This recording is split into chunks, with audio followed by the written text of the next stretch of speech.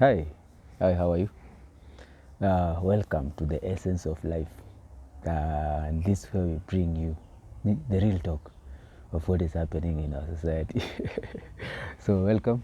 Join me today as we tackle the issue of emancipation of the African man. Okay, have you seen that nowadays the African men has become very weak?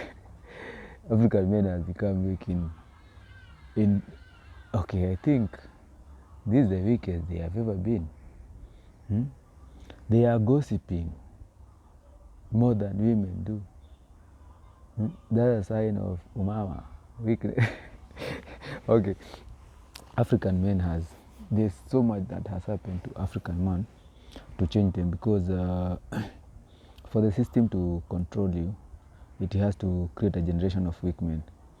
Okay, remember there are cycles that create a weak man. First of all, hard times create strong men. Strong men create good times. Good times create weak men. Okay, during the colonial period, that was a period of hard times. Like for fathers like Dedan Kimathi and Deau Kamathayo, those guys, they really fought for this country and they really fought for the independence that we are enjoying and the freedom that we are enjoying today.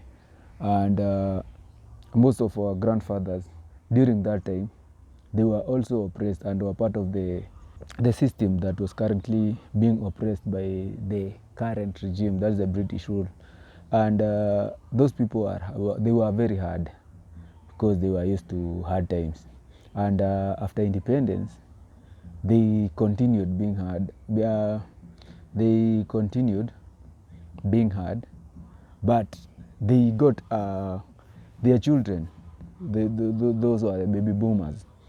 The baby boomers they are a generation of, I'll say, weak men. Because most of the baby boomers are the ones that are currently our fathers, and they did very little to teach us our culture. I'm very sure even your father did not tell you like where you came from, your culture, like how your people used to do it as men. This is something that they neglected. Okay, what our fathers did, what our grandfathers did, they did good and maybe tried to send our fathers to school, so they went and learned. And since there was that wave of people maybe starting to see their culture as not as good as the European, so they were more of Wazungus than Africans. Of course, they took their children to, if they could afford, they took their children to the best schools so that they can learn the best language, the Mzungu language.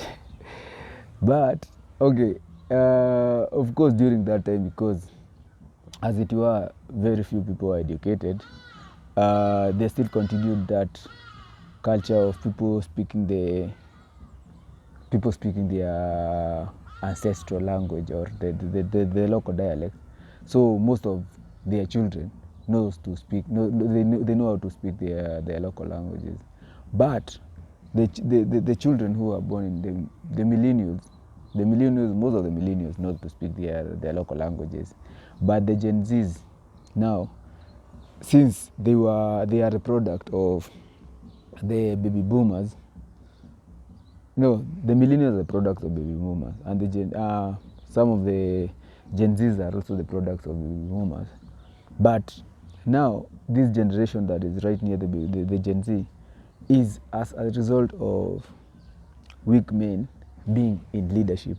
So it's like they are trying to get rid of all that was masculine about Africans. And with that, we are seeing a generation of men who can't even lift a stone. And that's why you'll see most of the men, even in the villages. It's not that there's no land for cultivation. Land is there, but they can't do the work because they deem it as backward. And it's not because they don't have money. And it's not because they have money. No, they don't have the money, but they are too lazy. They can't do the work even when they need the money. So what do?